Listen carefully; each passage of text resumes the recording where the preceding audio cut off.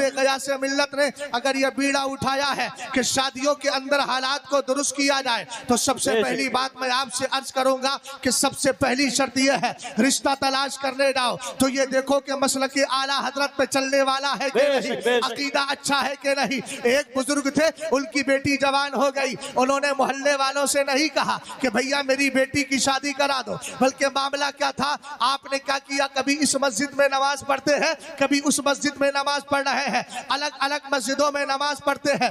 एक दिन मिल गया एक नौजवान बड़ा मुत्तकी, फजर पढ़ी, नमाज के बाद कुरान की तिलावत, ज़ुहर पढ़ने आया, फिर बैठ गया जिक्र इलाही में। बेटी से कहने लगे, बेटी बड़ा अच्छा रिश्ता तुझे मिल गया है। कहा अब्बा जान, बोले कैसी कैफियत है? कहा नमाजी है, 5 वक्ता नमाज पढ़ता है, मुत्तकी परहेजगार है।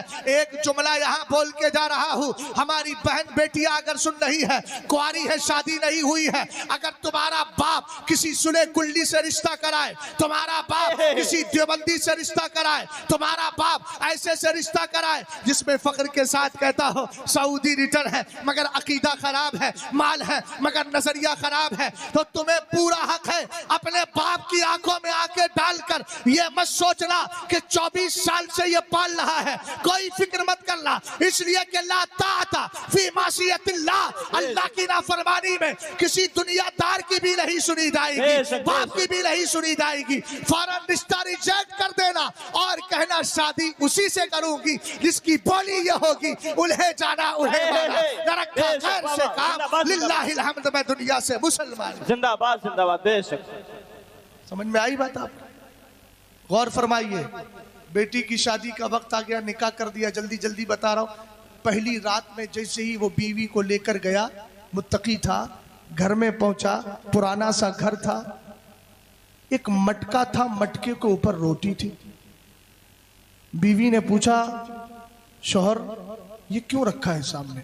कहा इस मटके में पानी है, रात को इस पानी से मैं सहरी करूंगा और कल इफ्तार का वक्त आएगा तो इससे मैं इफ्तारी। कहा अच्छा, तवज्जो है भाई, तवज्जो, जरा मोहब्बत से बोलो सुभान अल्लाह। हाँ, जिधर थोड़ा सा डिसबैलेंस हो रहा है वही बोले मोहब्बत से सुभान अल्लाह, हाँ, ताकि बैलेंस हो जाए। तवज्जो फरमाइएगा।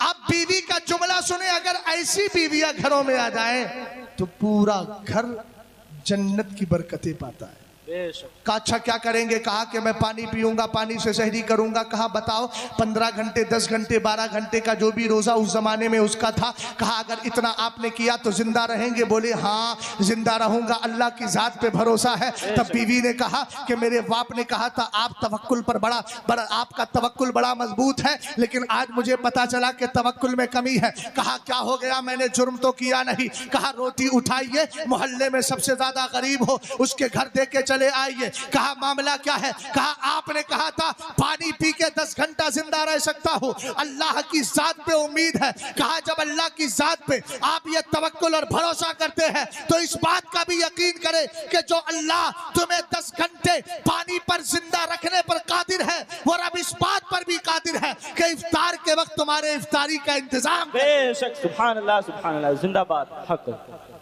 अगर ऐसी बीवियां, ऐसे शौहर होंगे तो फिर बैंड किसी का नहीं बजेगा। बात समझ गए ना? सरकार ने खुद इरशाद फरमाया, कुल्लो खितबतिन लैसा फीहा तशहुदुन फहिया कलियदिल जज़मा। अभी शादी नहीं है, सिर्फ मंगनी है, मंगनी। हाँ, हमारे यहाँ देहाती जबान में बोलते हैं हाँ हो गई है, हाँ मतलब हाँ का मतलब चलो ठीक है। तो अब तवज्जो फरमाइएगा, हाँ हो गई है मंगनी। कहा मेरे सरकार ने हर वो मंगनी जिसमें अल्लाह का जिक्र ना किया जाए वो कटे हुए हाथ की तरह है। मंगनी की बात कर रहा हूं भैया मैं। तो मंगनी में अगर आदमी मंगनी करके आया, जिक्र इलाही नहीं किया, तो वो बेबरकत मंगनी हो गई, उसमें जिक्र इलाही नहीं तो कटे हुए हाथ की तरह है। तो जरा सोचिए उन शादियों का क्या हाल होगा जिनमें रात भर डीजा बजता हो।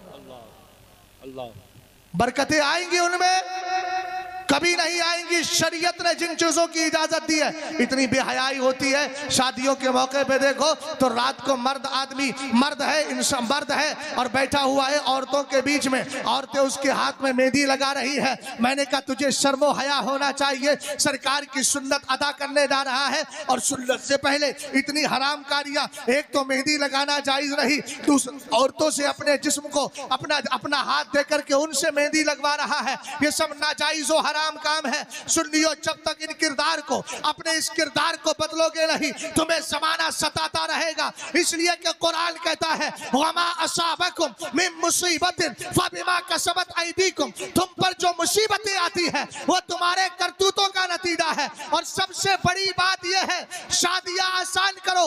इन्ना आज़मन निकाई बरकतन ऐसरो मऊलतन। सरकार फरमाते हैं सबसे ज्यादा बरकत वाली शादी वो होती है जो सबसे ज्यादा हल्की हो। हल्की कैसी हो? चाहिए चल लोगों को अब ऐसा ना करे कि लड़की वालों का दिवालिया निकाल ले। मंगनी के अंदर 50 चले जा रहे हैं, शादी में 250 आएंगे। कहा एक ही बार तो आना है, कौन कौन सी डिशेस लेकर आएंगे। मैंने कहा इतना बड़ा भिखारी था तो कटोरा लो के रोड पे भागने गया क्यों नहीं? किसी की इज्जत के साथ खिलवाड़ क्यों कर रहा है?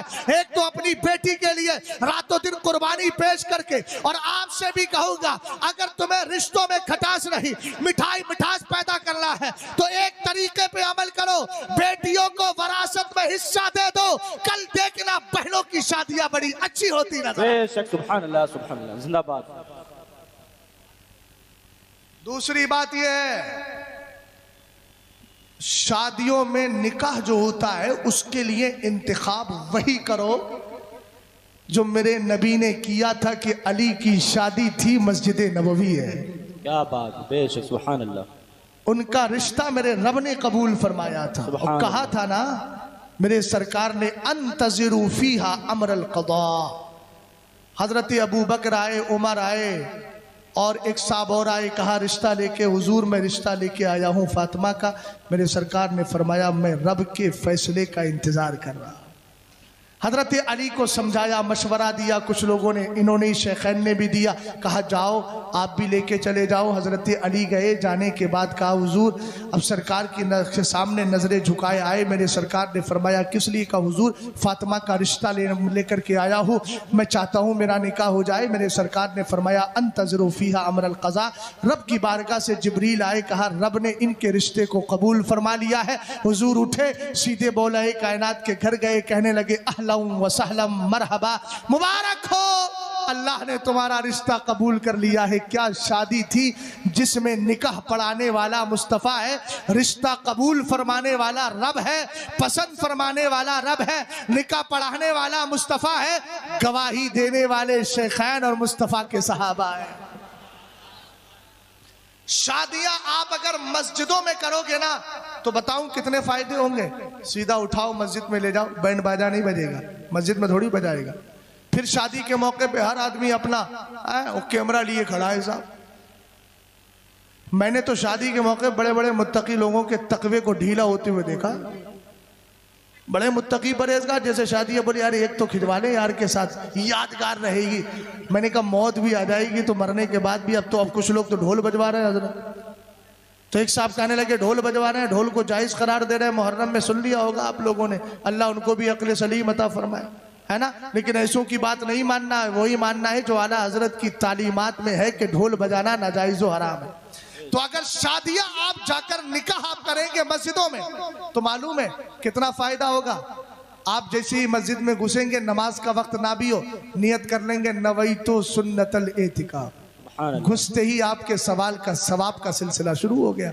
दूसरी बात, शादी की महफिल में जाना यह खुद कार सवाब है, नफली इबादत से बेहतर है। आप वहां जाएंगे, वहां भी आपको सवाब मिलेगा। तीसरा यह है कि लोग मस्जिद के एहतराम में खुराफात नहीं करेंगे, वीडियो वगैरह नहीं बनाएंगे, तस्वीर नहीं बनाएंगे, तो उस पाकीज़ा जगह में जाने से आप कितने गुनाहों से बच जाएंगे ये सोचिए। वरना क़यामत के दिन एक गुनाह की सज़ा भी हम बर्दाश्त करने के काबिल नहीं है। अल्लाह ताला इस पाकीज़ा बारगाह के सदक़े में हम सबको सरकार की शरीयत मुतहरा पर अमल करने की तौफीक रफ़ीक अता फरमाए। अस्तग़फिरुल्लाह रब्बी मिन कुल्लि ज़ंबि व अतूबु इलैह।